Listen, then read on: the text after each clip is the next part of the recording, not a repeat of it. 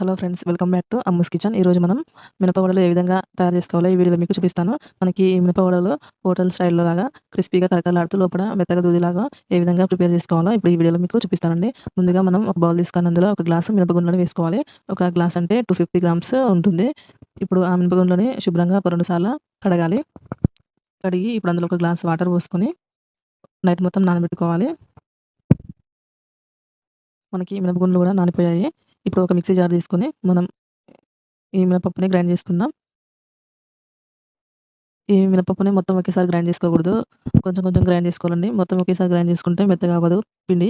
కొంచెం గ్రైండ్ చేసుకున్నాక ఒక చిన్న గ్లాస్‌తో కొంచెం వాటర్ పోసుకొని మెత్తగా గ్రైండ్ చేసుకోవాలి.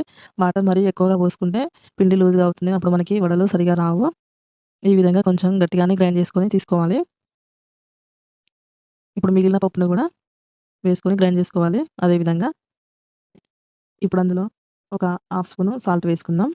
అలాగే ఒక పావు స్పూను వంట సోడా వేసుకొని బాగా కలుపుకోవాలండి. పిండి మొత్తాన్ని ఒక 2 మినిట్స్ వరకు బాగా కలుపుకోవాలి. అప్పుడే మనకి వడలు మంచి క్రిస్పీగా వస్తాయి.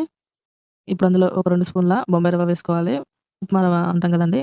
ఆ ఉప్మా రవ్వని వేసుకొని ఒక 2 స్పూన్లు మళ్ళీ ఒక 2 మినిట్స్ వరకు బాగా కలుపుకోవాలి. మనం ఎంత బాగా కలుపుకుంటే మనకి వడలు అంత బాగా వస్తాయండి మెత్తగా. పైన క్రిస్పీగా వస్తాయి బొంబాయి రవ్వ వేసుకోవడం వల్ల. మనం ఎంత బాగా కలుపుకుంటే మనకి లోపలంతా మెత్తగా స్పాంజిలాగా ఉంటాయి వడలు. బొంబాయి రవ్వ వేసుకోవడం వల్ల క్రిస్పీగా వస్తాయి. ఇప్పుడు స్టవ్ మీద పాన్ పెట్టుకొని డీప్ ఫ్రై సరిపడా ఆయిల్ వేసుకున్నాక ఒక గిన్నెలోకి వాటర్ తీసుకొని మనం చెయ్యి తడి చేసుకొని పిండి ముద్దను తీసుకొని ఈ విధంగా మనం వడలను వేసుకోవాలి. మధ్యలో హోల్ పెట్టేసుకొని